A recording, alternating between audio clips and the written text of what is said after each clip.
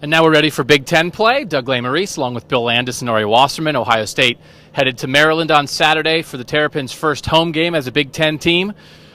But guys, Ohio State coming off this big win over Cincinnati, 50-28. Who did they play last week? They played Cincinnati. Who did you pick to win that game? I mean, I picked Cincinnati. Are you familiar with this game that we call football? I mean, yeah, I've watched some games.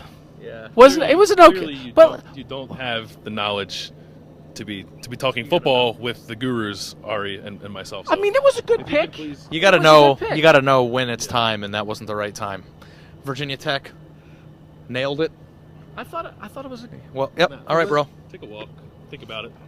Be better. All right, this video just got a lot better. Yeah. That guy. Sometimes you never know. Bill. All kidding aside, Ohio State's offense put up 710 yards of offense in the Cincinnati game. Is that kind of the frame of what to expect? Not to that degree, but is that what the offense is going to look like, you think, moving forward?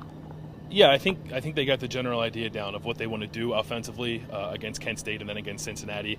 I don't think 710 yards of offense is realistic for any team, really. I think Cincinnati's defense is probably a little worse than most people thought it was. Ohio State had a big day. But that said, I mean, there was a lot to like about what they did. They got Dontre Wilson the ball. He made plays in space. Ezekiel Elliott. Ezekiel Elliott. I'm just going to call him Zeke. Okay. It's easier. Less syllables. Zeke had a great game. Great game running the football for Ohio State. Looked like a number one tailback. And JT Barrett looked much improved at quarterback over the last 2 weeks. So I think there's a lot to like with the offense. Just don't expect 710 yards every week because that's not going to happen. Yeah, they're not. The thing that I really like the most about their offense, more so than anything, is just the confidence and poise that JT Barrett showed in the pocket. I thought he looked more advanced than I ever would have thought he was in Week 4. Now, the interesting thing that you said about Cincinnati's defense is it was a weaker unit. I don't think we gave it enough credit for how weak it was. I thought Ohio State would be able to score. I didn't think Ohio State would be able to score as much as they wanted the way they did. But I think a lot of that had to do with JT Barrett's poise in the pocket. He knew when to stay. He knew when to feel the pressure out and get rid of the ball, and he knew when to leave the pocket, turning negative plays into big gains or gains at all, keeping plays alive. Defense, though, I mean, we go back, and Ohio State didn't play in a national title game last year because they gave up big defensive plays. 4 plays go for 250 yards or whatever it was. Is this a team that can finally overcome that? I mean, because we're talking about it every week.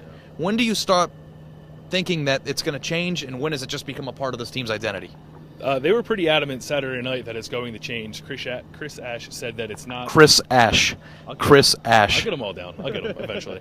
He said that it wasn't schematics, it wasn't play calling, it wasn't rotation that kind of did them in. It was just losing one-on-one battles. So if they can cure that and get the one-on-one battles as Doug tries to sneak back in, I don't know about that. If they can win those one-on-one battles, which I think they have the personnel for, then I think they'll be okay. Can Schlegel take you down? Are we talking me or Bill Landis, Road to Glory, NCAA 14, Alabama Heisman Trophy winning running back? We're talking about Bill Landis, this guy right here. Oh, absolutely. I'm slow. He'd catch me in 1 second. Could he take down Doug? Because I think Doug goes down like a wet noodle every time. I think Doug will probably go down before Schlegel even got there. Just coward. That's correct. And I'm pound cake. Nobody's taking me down. That's a personal challenge, okay? Actually, I would go down like a sweet muffin. I think that's it. I thought Doug was going to try to sneak in and say something. Thank God he didn't. Outside the Woody Hayes Athletic Center, Bill Landis, Ari Wasserman, and Doug Lesmerises. Behind the camera, he waved. Keep up with our coverage all week. You can read us, even Doug, if you really are pressed for something to do.